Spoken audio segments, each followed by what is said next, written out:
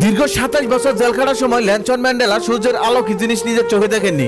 তারপর তিনি যখন দেশের প্রেসিডেন্ট হয় তখন তিনি তার সহকর্মীদের একদিন বলেন, চলো আজকে পুরো শহরটা ঘুরে দেখা যাক। দীর্ঘদিন 4 দেওয়ালের মধ্যে বন্দী ছিলাম, এতদিনে নিজের শহরটা কতটা পরিবর্তন হয়েছে সেটা নিজের চোখে না দেখলেই নয়। তারপর তিনি তার সহকর্মীদের নিয়ে শহর দেখতে বেরিয়ে গেলেন। তারপর তিনি শহরের অলিতে গলিতে হাঁটলেন। হাঁটতে হাঁটতে ম্যান্ডেলার খিদে পেয়ে গেল।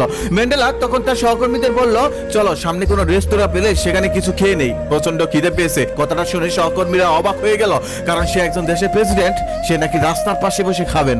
তখন ম্যান্ডেলা বুঝতে পারলো যে তার কথা শুনে তারা অবাক হয়ে গেছে। ম্যান্ডেলা তখন বললেন, অবাক হওয়ার কিছু নেই, দীর্ঘ ২৭ বছর জেলখানার বিচ্ছিরি খাবার খেয়েও যেহেতু মরিনি, আজকেও মরবো না, এত ভয় পাওয়ার কিছু নেই, খিদে পেয়েছে খাবো। তারপর কিছুদের সামনে গিয়ে একটা রেস্তোরাঁ পেল, সবাই মিলে সেখানে গেল। একটা টেবিলে সবাই মিলে বসলো।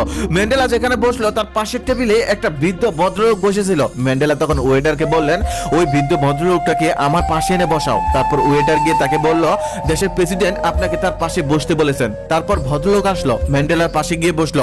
সবাই খাচ্ছিল আর গল্প করছিল, কিন্তু সেই ভদ্রলোক খেতে পারছিল না। সে থরথর করে কাঁপছিল। সে এমন ভাবে কাঁপছিল, চামিচ থেকে তার খাবার মুখে নিয়ে গিয়ে সব খাবার আবার প্লেটের মধ্যে পড়ে যাচ্ছিল। তখন ম্যান্ডেলার সহকর্মীদের মধ্যে একজন তাকে বলেন, আপনি মনে হয় খুবই অসুস্থ, আপনার শরীর তো অনেক কাঁপছে। তবুও লোকটা কোনো কথা বললো না। ল্যানসন ম্যান্ডেলা তখন নিজ হাতে তাকে খাইয়ে দিলেন। এমনকি খাওয়া দাওয়া শেষ হওয়ার পর ওয়েটারকে ডেকে বললেন, এই ভদ্রলোকের কাছ থেকে কোনো বিল নিও না, এই বিলটা আমি পরিশোধ করব। খাওয়া দাওয়া শেষ করার পর সে যখন চলে যাওয়ার জন্য প্রস্তুত নিলেন, তখন সবাই খেয়াল করে দেখলো যে লোকটা থরথর করে কাঁপতেছে, উড়ে দাঁড়াতে পারছে না। দেখে মনে হচ্ছে সে প্রচন্ড অসুস্থ আর এখনই নিচে পড়ে যাবে। তখন ল্যানসন ম্যান্ডেলা তার সহকর্মীদের মধ্যে থেকে একজনকে বলল, আপনি একটু দয়া করে ওনাকে ওনার বাড়ি পর্যন্ত পৌঁছে দিয়ে আসুন। তখন ল্যানসন ম্যান্ডেলার সহকর্মীদের মধ্যে আরো একজন বলল, উনি তো প্রচন্ড অসুস্থ, উনি কি বাড়ি পর্যন্ত যেতে পারবে নাকি ওনাকে হসপিটালে নিতে হবে? ল্যানসন ম্যান্ডেলা তখন বলল, উনি অসুস্থ না। আর তোমরা কি জানো উনি কে?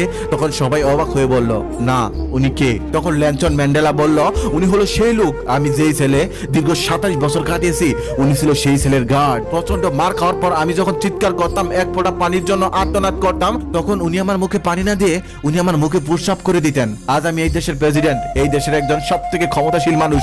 আমি ওনাকে চিনে ফেলেছি, তাই হয়তো উনি ভয় পেয়েছে যে আমি নাকি আবার সেই দিনের করা অন্যায়ের প্রতিশোধ নিয়ে নেই। কিন্তু আমি তাকে আমার সাথে বসে খাইয়েছি, তাই হয়তো তিনি সেই দিনগুলো মনে করেছে আর ভয় পেয়েছে। কিন্তু ক্ষমতাবান হয়ে ক্ষমতাহীনকে শাস্তি দেওয়া তো আমার আদর্শে নেই, এটা আমার জীবনের এথিক্সের অংশ নয়। তাই আমি ওনাকে শাস্তি দেওয়ার পরিবর্তে ভালোবাসা দিয়েছি। উনি আমার প্রচন্ড পিপাসার সময় আমার মুখে প্রস্রাব করে দিয়েছিলেন, আর আমি ওনার মুখে খাবার তুলে দিয়েছি।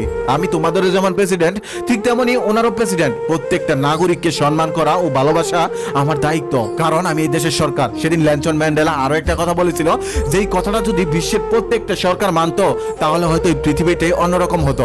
তিনি বলেছিলেন, শুধু প্রতিশোধ নেওয়ার মানসিকতায় একটা তৈরি রাষ্ট্রকে ধ্বংস করে দিতে পারে, আবার সহনশীলতার মানসিকতায় একটা ধ্বংস হয়ে যাওয়া রাষ্ট্রকে আবার পুনরায় নতুন করে তৈরি করতে পারে। কত সুন্দর কথা! এই কথাগুলি যদি আমাদের দেশের সরকাররা মানতো, তাহলে হয়তো আমাদের সোনার দেশটা সত্যি সোনার দেশে পরিণত হতো।